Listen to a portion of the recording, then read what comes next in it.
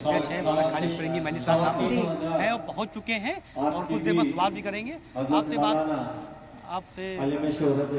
कर लेते हैं।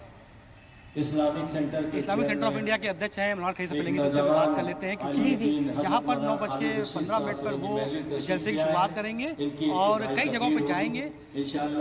आज उससे पहले जलसे का कार्यक्रम रखा गया है, नबी की याद में क्या कहेंगे, आज क्या आज रहमतुल लिल आलमीन सय्यदुल मुरसलीन अहमद मुस्तफ़ा मोहम्मद मुस्तफ़ा सल्लल्लाहु अलैहि वसल्लम की याद में यहाँ इस्लामिया डिग्री कॉलेज में जश्न रहमतुल लिल आलमीन के उन्वान से ये प्रोग्राम मुनक़्क़िद किया गया है, जिसमें कि अभी तफसील के साथ उलमाए इकराम आप सल्लल्लाहु अलैहि वसल्लम की सीरत और शरीयत और इस्लाम के मुख्तलिफ़ गोशों पर तफसील से रोशनी डालेंगे और हमारे शोरा इकराम इंशाअल्लाह अपना नजराना अक़ीदत पेश करेंगे। जो एडवाइजरी जारी की, कल जुलूस भी निकलेगा, उसको लेकर क्या पैगाम देंगे लोग जो शामिल होंगे? यहाँ लखनऊ में तारीख़ी जुलूस मद सहाबा निकलता है, जो कि अमीन दौला पार्क अमीनाबाद से और रकाबगंज मौलवीगंज और हैदरगंज होता हुआ ईदगाह पहुँचेगा।